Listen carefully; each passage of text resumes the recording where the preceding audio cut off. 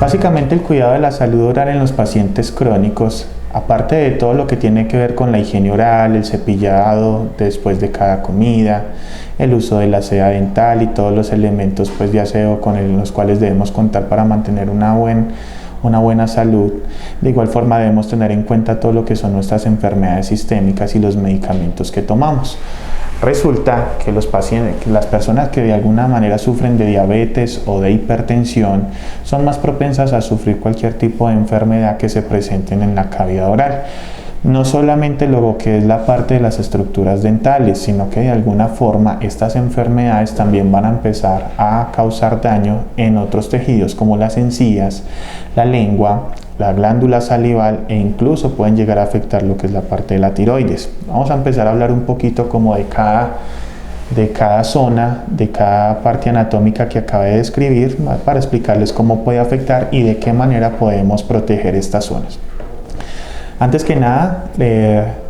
recordar que una de las principales causas que pueden generar el daño en los tejidos dentarios o en las demás estructuras de la boca siempre va a estar dirigida directamente al consumo de alimentos, porque al fin y al cabo esto es lo primero que va a entrar pues, a nuestra cavidad oral.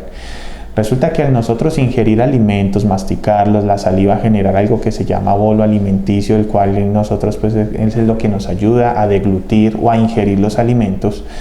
Si nosotros no realizamos una adecuada higiene de esto en nuestra boca, poco a poco vamos a ir deteriorando cada zona anatómica que comprende nuestra boca. Vamos a obviamente empezando por los dientes, lo que nos va a causar lo que comúnmente conocemos como caries,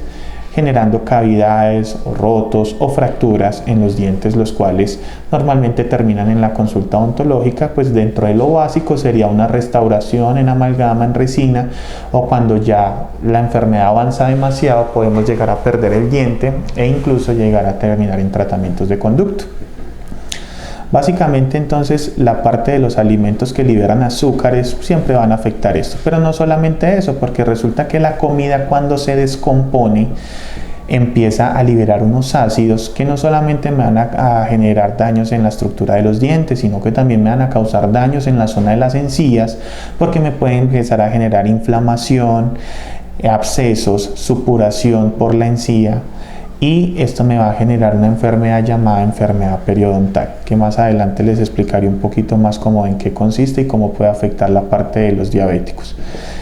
De esta misma manera, entonces, por eso la importancia de remover todos los alimentos y los azúcares y todos estos restos alimenticios que nos quedan en las zonas dentales o en la encía para evitar todos estos procesos infecciosos que pueden llegar a afectar de una u otra forma nuestra salud bucal. Entrando en sí en el tema de las enfermedades de hipertensión y diabetes, ¿cómo esto nos puede terminar de afectar o aumentar o de descompensar nuestra enfermedad sistémica? Resulta que el paciente que sufre de diabetes o sufre de hipertensión, para poder mantener estable o equilibrada su alteración sistémica o su enfermedad crónica,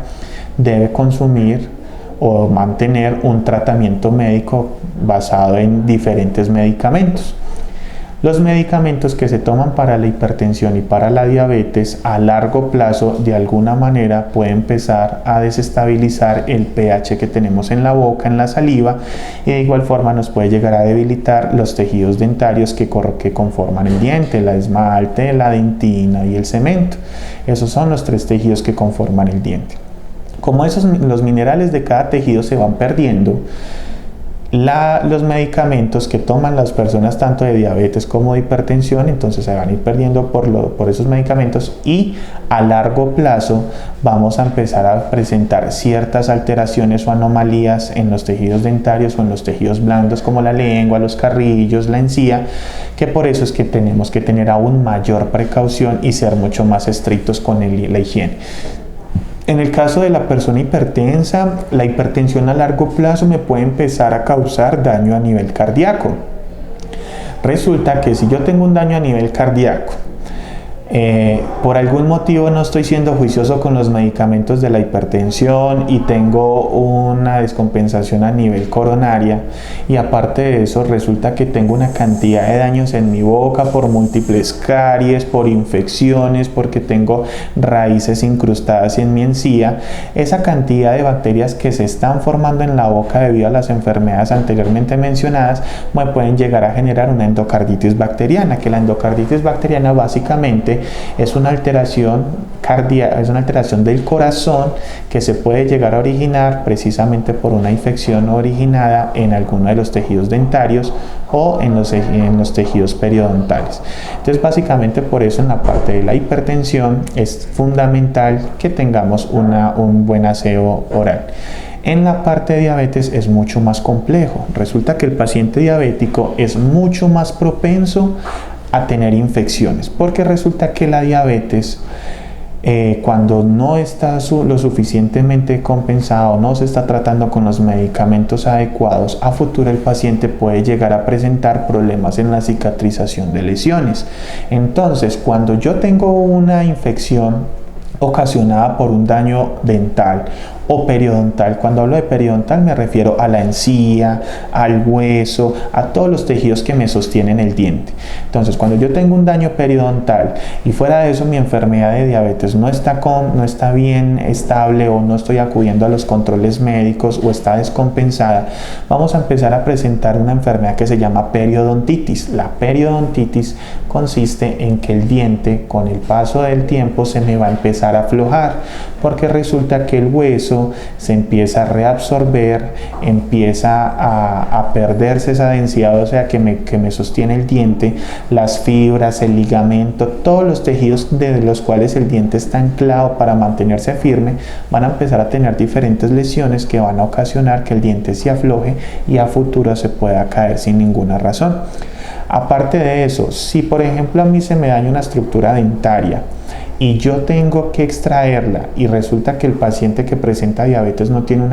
está descompensado sistémicamente, la cicatrización en ese tejido no se va a dar igual, porque resulta que el paciente que sufre de diabetes, lastimosamente la cicatrización es más lenta y por ese motivo son propensos a tener mayor infección. Lastimosamente las infecciones que se dan en un paciente que no tiene una diabetes controlada, en muchas ocasiones terminan lastimosamente en una sala de hospitalización con una cantidad de alteraciones más, y resulta que todo se originó simplemente de un dientecito o una muelita a la cual nunca le pusimos atención.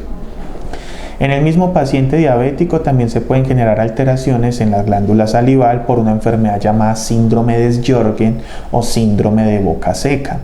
Resulta que por los medicamentos que se toman, por las alteraciones por la alteración sistémica que se presenta,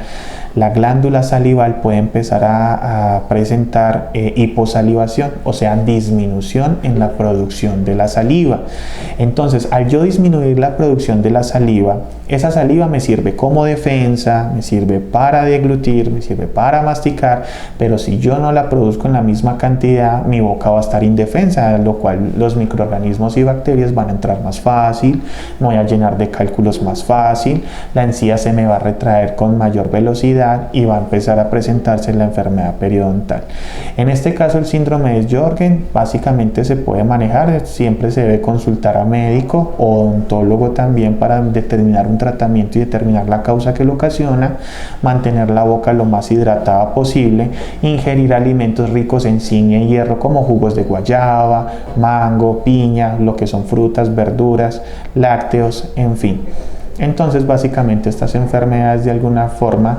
pues nos pueden ocasionar diversas alteraciones o anormalidades en la boca. Siempre recordarles el cepillito, la seda dental, el enjuague después de cada comida. Mantengan, digamos, el paciente diabético, tratar de mantener una dieta adecuada por su enfermedad. Lo mismo el paciente hipertenso, porque en cualquier momento el exceso de ciertos alimentos nos pueden causar alteraciones coronarias. Por tal motivo, entonces, recordarles la importancia de la limpieza, del buen aseo, siempre la visita a su odontólogo de preferencia por lo menos cada 6 meses, y tener total control sobre su higiene y sus cuidados tanto para ustedes como para su familia.